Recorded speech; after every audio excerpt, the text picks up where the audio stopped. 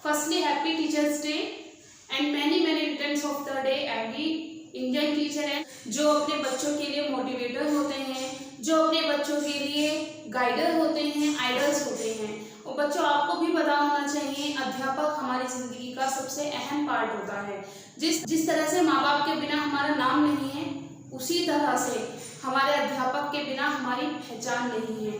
माँ बाप सिर्फ हमें नाम दिलाते हैं, लेकिन हमें हमारी सोसाइटी में पहचान हमारा टीचर कराता है। तो इसलिए सभी की लाइफ में जो भी आइडल्स हैं, जो भी जिसके लिए आइडल है, जो भी जिसके लिए गुरु है, मैं उन सभी को आज के दिन की बहुत सारी शुभकामनाएं देना चाहती हूँ और प्रे करती हूँ कि सबकी ज़िंदगी में एक आइडल हो और हर आइडल की ज़िंदगी में एक अच्छा सा नॉटी सा स्टूडेंट भी हो। चलिए हम आज की क्लास शुरू करते हैं। जैसे कि हमारी क्लास में चल रहा है 1853 का चार्टर एक्ट। इसमें हम पढ़ेंगे कि चार्टर एक्ट में अब क्या होता है, यानी कि ये हमारे चार्टर एक्ट्स का अंतिम अधिनियम है, यानी कि जो हमारे अधिनियम बन रहे थे उसका ये लास्ट पार्ट बचा हुआ है।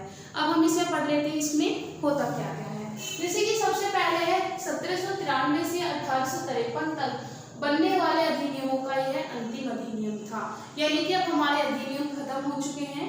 फिर उसके बाद है गवर्नर जनरल के परिषद के विधायी कार्य को प्रशासनिक कार्यों से अलग कर दिया गया था, यानी कि विधायी कार्य अलग हो गए थे और प्रशासनिक कार्य अलग हो गए थे। आपने अभी से पहले जो भी एक्ट पढ़े हैं उसमें दो तरह के कार्य थे, एक व्यापारिक कार्य थे और एक प्रशासनिक कार्य थे। व्यापारिक कार्य के क्या थे? जो ईस्ट इंडिया कंपनी अपना व्यापार कर रही थी उसे व्यापारिक कार्यों में लिया गया था।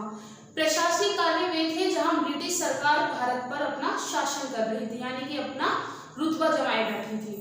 आपने देखी होगी जो हमारी लास्ट की क्लास थी उसमें हमारी कंपनी का अधिनियम यानी कि कंपनी का अधिकार खत्म हो गया था। अब यहाँ पे दो एक्ट फिर से बन गए, जैसे कि सबसे पहला था विधायी कार्य और दूसरा था प्रशासनिक कार्य। आपको पता है प्रशासनिक कार्य क्या होते हैं? प्रशासनिक कार्य होते हैं किसी भी देश में अपना शासन बनाए रखना, किसी भी देश में अपना रुतबा बनाए रखने को प्रशासनिक कार्य में लेते हैं। अब आप कहेंगे कि विधायी कार्य क्या होते हैं? देखिए, विधायी कार्य का मतलब होता है किसी भी देश के लिए कानून को बनाना, यानी कि किस देश में हम किस तरीके से शासन करेंगे, उसमें जो हम भी कानून बनाएंगे वो सारे किस में आएंगे? विधायी कार्य में आएंगे। यहाँ पे दो कार्य आ गए हैं क्योंकि आपने पढ़ा था पुराने लेक्चर में कि ईस्ट इंडिया कंपनी का अस्तित्व खत्म हो गया था। अब हमारे पास सिर्फ किसका था? क्राउन का कब्जा चल रहा था, यानी कि ब्रिटिश सरकार शासन कर रही थी। अब ब्रिटिश सरकार ने भी अपने कार्य को दो भागों में बांट दिया, पहला विधायी कार्य था और दूसरा प्रशासनिक कार्य था। अब हम इसमें चलते हैं, जैसे कि इसमें दिया हुआ है विधान परिषद का प्रमुख कार्य देश के लिए कानून बनाना था, लेकिन गवर्नर जनरल की अनुमति के साथ, यानी कि वो कानून तो बनाएंगे लेकिन वहां पे किसकी परमिशन लेनी जरूरी है? गवर्नर जनरल की परमिशन लेनी जरूरी है। अब दूसरा आते हैं कानून बनाने के लिए। भाई, कानून बनाने के लिए कुछ एक्ट बनाए गए थे। सबसे पहला था 12 सदस्यों की विधान परिषद की स्थापना, यानी कि सबसे पहले इसमें कमेटी बनाई गई थी 12 सदस्यों की। अब 12 सदस्यों में हम थोड़ा सा इधर नीचे आ जाते हैं। जो विधान परिषद बन रहा था उसमें 12 सदस्यों की एक कमेटी थी, जिसमें से 6 सदस्य कौन चुनेगा? गवर्नर जनरल चुनेगा। ठीक है, यानी कि सबसे पहले कानून बनाने के लिए 12 सदस्यों की एक विधान परिषद की स्थापना हुई। इसी लाइन में हम थोड़ा सा नीचे आ जाते हैं। यहाँ पर 12 सदस्यों में से 6 सदस्य कौन चुनेगा? जनरल गवर्नर चुनेगा। और कहाँ से चुनेगा? बंगाल, मद्रास, बम्बई और आगरा से। ऐसे क्वेश्चन यूपीएससी के लिए बहुत ज्यादा इंपॉर्टेंट हो जाते हैं। क्यों? क्योंकि आपको पता है यूपीएससी में कथन आते हैं, यानी कि केस स्टडी आती है। आपको एक छोटा सा टॉपिक दे देगा, उसके बाद आपको 4 ऑप्शन दे देगा, A, B, C, D। उन चारों में हो सकता है ये चार्टर एक्ट के कोई भी 4 लाइन ले ले और 4 लाइन के बाद बोले निम्नलिखित में से कौन सा सही बैठता है, यानी कि आपको ऑप्शन ए मिलेगा। मैं आपको एक बार बता देती हूँ, यहाँ पे कथन लिखा होगा, उसके लिए आपके पास 4 ऑप्शन होंगे, कोई भी 4 लाइन आपको इन ऑप्शंस में दे देगा। अब आपसे पूछ लेगा निम्नलिखित में से कौन सा सही बैठता है? A, B, C, सेकंड आ जाएगा B, C, D, थर्ड आ जाएगा A, B, D और फोर्थ हो जाएगा और कोई भी नहीं। तो इस तरह से इस चीज के लिए आपके लिए ये इम्पोर्टेंट है कि आपको ये चीज छोटी छोटी से छोटी चीज आपको पढ़नी है। जैसे कि हमने देखा कि कानून बनाने के लिए 12 विधान परिषद की स्थापना हुई, जिसमें से 6 सदस्य है, यानी कि जो 12 सदस्य हैं इनमें से 6 सदस्य कौन चुनेगा? गवर्नर जनरल चुनेगा। और कहाँ से चुनेगा? बंगाल, मद्रास, बम्बई और आगरा से चुनेगा। आपको समझ में आया? अब नेक्स्ट चलते हैं। सभी क्षेत्र और प्रांतों का प्रतिनिधियों को इसमें सदस्य बनाने का अधिकार था, यानी कि अब हमारे देश में से कहीं से भी विधान परिषद के लिए कोई भी बंदा आ सकता था। अब कोई भी बंदा ऐसा नहीं है किसी को नॉलेज नहीं और आगे खड़ा हो गया लो जी मैं बन जाता हूँ, नहीं, अपनी योग्यता के अनुसार आप इसके सदस्य बन सकते हैं। लेकिन उसमें भी क्या है, यह पहले सिद्धांत लागू हुआ था, यानी कि इसमें क्षेत्रीय प्रतिनिधित्व का सिद्धांत लागू हुआ था।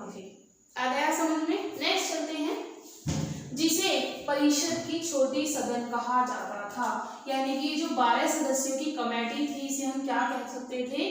छोटी सदन कह सकते थे। अब नेक्स्ट आ जाते हैं, बने हुए कानून को गवर्नर जनरल वीटो लगाकर रोक सकता है। अब ये इंपॉर्टेंट है कि वीटो होता क्या है। वीटो गवर्नर जनरल द्वारा किसी भी कानून पर रोक लगाना, यानी कि अगर वो उस कानून से सहमत नहीं है तो वो उसे रोक सकता है कि ये कानून फॉलो नहीं किया जाएगा, उसे ही क्या बोलते हैं? वीटो बोलते हैं।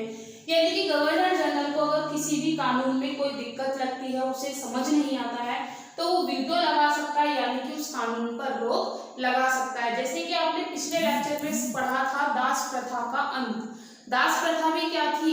एक कानून था कि दास प्रथा करनी ही करनी है, तो उस पर भी रोक लगाई गई थी। अब आप कमेंट बॉक्स में बताइए दास प्रथा किसने खत्म करी थी और किस सन में खत्म करी थी। अब उसके बाद हम नेक्स्ट आते हैं, बंगाल के प्रशासनिक कार्य के लिए एक लेफ्टिनेंट गवर्नर की नियुक्ति की गई, यानी कि बंगाल का जो प्रशासन संभालेगा, यानी कि बंगाल की जो राजनीति संभालेगा, उसके लिए क्या नियुक्त हुआ था? लेफ्टिनेंट गवर्नर की नियुक्ति की गई थी। नेक्स्ट आ जाते हैं, विधि सदस्यों को परिषद का पूर्ण सदस्य बना दिया गया था, यानी कि जो लोग कानून बना रहे थे उन्हें परिषद का पूर्ण सदस्य बना दिया गया था। पहले वे कानून बनाने के लिए ही आए थे, अब उन्हें परमानेंट कर दिया था कि आप जब तक कॉन्स्टिट्यूशन कंप्लीट नहीं होता है या जब तक हम भारत पर शासन करेंगे आप परमानेंटली यहाँ पे काम कर सकते हैं। नेक्स्ट उसके बाद आते हैं, कंपनी के प्रमुख पदों की नियुक्ति प्रतियोगिता परीक्षा से के साथ होगी। आपको पता है कंपनी का अस्तित्व पहले ही खत्म कर दिया था, लेकिन कंपनी का अस्तित्व खत्म हुआ था, व्यापार खत्म नहीं हुआ था। व्यापार तो आज भी हमारा चल रहा है, आपको पता है हम बहुत सारे देशों से इंपोर्ट करते हैं तो बहुत सारे देशों से एक्सपोर्ट भी करते हैं। जिसमें क्या दिया था कि उसके प्रमुख पदों की नियुक्ति, यानी कि जो बड़े बड़े पद थे उनकी प्रतियोगिता परीक्षा से नियुक्ति की जाएगी, यानी कि उनका एक योग्यता टेस्ट होगा, उसके बाद वह कंपनी में अपना कार्यरत हो सकते हैं। तो आपको इसमें कोई दिक्कत? 2753 में मैं एक बार फिर से इम्पोर्टेंट बता देती हूँ। जैसे कि सबसे पहले गवर्नर जनरल ने विधायी कार्य और प्रशासनिक कार्य को अलग किया था। दूसरा, विधायी कार्य के लिए 12 सदस्यों की नियुक्ति होनी थी, जिसमें से 6 सदस्यों की नियुक्ति कौन करेगा? गवर्नर जनरल करेगा। और कहाँ से करेगा? बंगाल, मद्रास, बम्बई और आगरा से करेगा। फिर उसके बाद की जो विधान परिषद थी उसे क्या कहा जा सकता था? छोटी संसद कहा जा सकता था। अगर गवर्नर जनरल को कोई भी कानून पसंद नहीं है तो वीटो लगाकर वह उसे रोक सकता था। उसके बाद है कि विधि सदस्यों को परिषद का पूर्ण सदस्य बना दिया गया था। एंड लास्ट, कंपनी के प्रमुख पदों के लिए प्रतियोगिता परीक्षा से नियुक्ति अनिवार्य हो गई थी। ताज शासन क्या है? ताज शासन का मतलब है ब्रिटिश सरकार की जो महारानी थी अब यहाँ पे वो शासन करेंगी। जैसे कि ब्रिटिश ईस्ट इंडिया कंपनी का अस्तित्व खत्म हो गया था, व्यवसायिक और प्रशासनिक कार्य भी अब अलग हो गए थे। अब इन सबको कंट्रोल करने के लिए महारानी आई थी, महारानी का नाम था विक्टोरिया। ठीक है, अब भारत का इसमें पहला टॉपिक है भारत शासन अधिनियम 1858। उनका निर्माण 1857 के विरोध को रोकने के लिए हुआ, यानी कि 1857 में एक विरोध हुआ था। 1857 में एक विरोध हुआ था जिसको रोकने के लिए इस एक्ट को निर्माण किया गया था, जिसे भारत का प्रथम स्वतंत्रता संग्राम या सिपाही विद्रोह कहा जाता है। 1857 में जो विरोध हुआ था उसमें भारत को आजाद इसीलिए यहाँ पे महारानी विक्टोरिया अपना शासन चलाने आई थी। अब दूसरा देख लीजिए, इस कानून में कंपनी को समाप्त कर दिया गया था। अब तीसरा है, भारत का शासन सीधे महारानी विक्टोरिया के हाथों में चला गया था, यानी कि जो ब्रिटिश की महारानी विक्टोरिया थी अब वो भारत पर शासन करेंगे, यहाँ पे किसी और का शासन नहीं होगा। अब सीधे सीधे जो भी फैसले लेंगी वो विक्टोरिया महारानी लेंगी। आता है गवर्नर जनरल का नाम बदलकर भारत का वायसराय कर दिया गया था, यानी कि अब गवर्नर जनरल का भी नाम चेंज हो गया था और क्या हो गया था, वायसराय हो गया था। इसमें इंपोर्टेंट है, इसमें भारत के प्रथम वायसराय कौन थे, तो लॉर्ड कैनिंग थे, यानी कि महारानी विक्टोरिया ने भारत के शासन के लिए एक इंसान की नियुक्ति की थी जिनका नाम था लॉर्ड कैनिंग। और लॉर्ड कैनिंग कौन थे, भारत के प्रथम वायसराय थे। अब इसके बाद है नियंत्रण बोर्ड और निर्देश बोर्ड को भी समाप्त कर दिया गया था, यानी कि जो हमारे पहले निर्देशक बोर्ड और नियंत्रण बोर्ड थे उन्हें भी अब क्या कर दिया था, खत्म कर दिया था। एक नए पद की नियुक्ति की गई थी जिसे भारत का राज्य सचिव कहा जाता है, यानी कि महारानी विक्टोरिया ने वायसराय के साथ साथ एक नए पद की नियुक्ति की थी जिसका नाम था राज्य सचिव, जिसने भारतीय प्रशासन को पूर्ण नियंत्रण किया, यानी कि उसको एक अधिकार दिया गया था कि वह भारत के प्रशासन पर पूर्ण अधिकार रखेगा।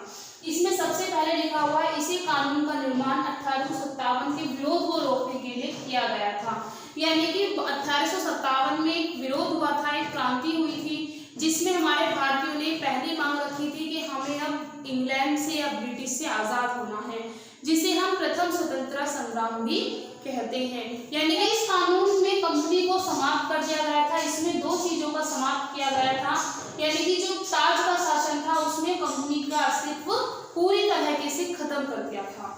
इसमें है भारत का शासन सीधे महारानी विक्टोरिया के हाथ में चला गया था, यानी कि अब यहाँ पे जो भी नियम कानून बनेंगे वो महारानी विक्टोरिया के हिसाब से बनेंगे। अब महारानी विक्टोरिया है कौन, महारानी विक्टोरिया ब्रिटिश की क्या थी, महारानी थी, ब्रिटिश सरकार की, अब इंग्लैंड की वो क्या थी, महारानी थी। अब इसमें आता है गवर्नर जनरल के नाम को बदलकर भारत का वायसराय कर दिया गया था, यानी कि यहाँ पे जनरल गवर्नर का भी नाम चेंज हो गया था और नाम क्या आ गया था, वायसराय आ गया था।